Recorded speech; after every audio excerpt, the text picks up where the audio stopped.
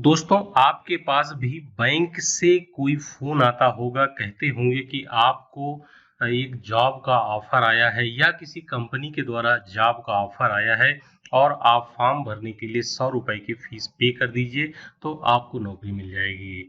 दोस्तों, ये जो समय चल रहा है, ऐसे समय में काफ़ी लोग बेरोज़गार हो गए हैं और ऐसी ही दशा में इस तरह के जो लोग होते हैं, लोगों को फ़ोन करके बेवकूफ़ बनाने का काम करते हैं और उनके बैंक अकाउंट से पैसे निकाल लेते हैं। दोस्तों, मेरे पास भी एक मेल आया हुआ है, मैं आपको उसी के माध्यम से शेयर करूँगा कि दोस्तों आपको क्या नहीं करना चाहिए और ये लोग किस प्रकार से आपको अपने जाल में फाँसते हैं। दोस्तों, ये बहुत ही ज़रूरी है कि इसके बारे में आप जानें और दूसरे लोगों से भी इसके बारे में शेयर करें। हालाँकि बहुत सारे लोगों को इसके बारे में पता है, लेकिन फिर भी दोस्तों हम आपको इसमें आपको सचेत करना चाहते हैं, बताना चाहते हैं कि किसी लालच में आप ना आएँ। अगर कोई आपको फ़ोन करता है किसी भी जॉब कंपनी के लिए, तो आप उसे व्यक्तिगत रूप से संपर्क करें और उसके बारे में सही जानकारी होने के बाद ही दोस्तों आप उससे कोई कम्युनिकेशन करें। तो दोस्तों होता ये है कि आपके पास एक फ़ोन आता है, एक फ्रॉड फ़ोन आता है और वो कहता है कि मैं एक रिक्रूटमेंट फ़र्म से बोल रहा हूँ या नौकरी देने वाली एक कंपनी से बोल रहा हूँ।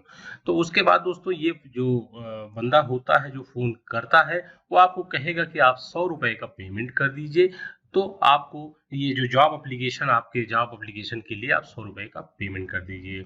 यदि आपके पास जॉब नहीं होता है, तो आप बेसिकली बहुत ज़्यादा मायूस होते हैं और ऐसी स्थिति में आपको लगता है कि किसी न किसी तरह जॉब मिल रहा है, ₹100 की ही तो बात है, कोई बहुत बड़ी चीज़ नहीं है। तो आप जो है जनरली ऐसे में मान जाते हैं और ₹100 का पेमेंट करने के लिए दोस्तों आप तैयार हो जाते हैं, बिना उसके बारे में डिटेल जाने या उसके बारे में कोई भी पड़ताल किए।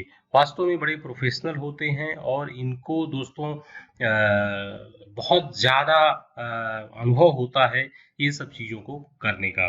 और ऐसे में आप उनके जाल में फँस जाते हैं और ₹100 पेमेंट करने की बात ये स्वीकार कर लेते हैं और उसके बाद जैसे ही आप स्वीकार करते हैं तो आपको ये जो कार्ड नंबर यानी एटीएम कार्ड नंबर आपके एटीएम के सामने तरफ में 16 डिजिट का कार्ड नंबर है वो पूछते हैं।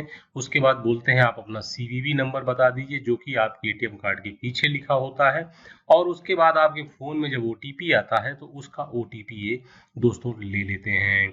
उसके बाद दोस्तों जैसे ही आप अपना अकाउंट देखते हैं तो आपको लगता है कि बहुत सारे पैसे आपके खाते से जा चुके हैं। तो दोस्तों इस तरह से क्या करते हैं कि ये आपका कार्ड नंबर, सीवीवी और ओटीपी से कोई भी आदमी आपका पैसा निकाल सकता है। इसलिए आपको सचेत रहना है, कोई भी आपका कार्ड नंबर पूछे, आपका ओटीपी पूछे या सीवीवी नंबर पूछे तो उसको कतई बताने की ज़रूरत नहीं है। और जैसे ही दोस्तों ऐसी स्थिति आती है और आपको लगता है कि आपके साथ धोखा हुआ है, तो दोस्तों उसके बाद फिर आप कुछ भी नहीं कर पाते हैं और आपको धोखा महसूस होता है। तो ये बहुत ही इम्पोर्टेंट चीज़ है जिसको कि जानना चाहिए आपको और ऐसे किसी धोखे में नहीं पड़ना चाहिए। तो ऐसे फ्रॉड से बचें, किसी भी तरह से कोई भी आपके बैंक के अकाउंट की रिलेटेड इन्फॉर्मेशन माँगता है, किसी भी तरह के पेमेंट के लिए तो आप कतई ना दें।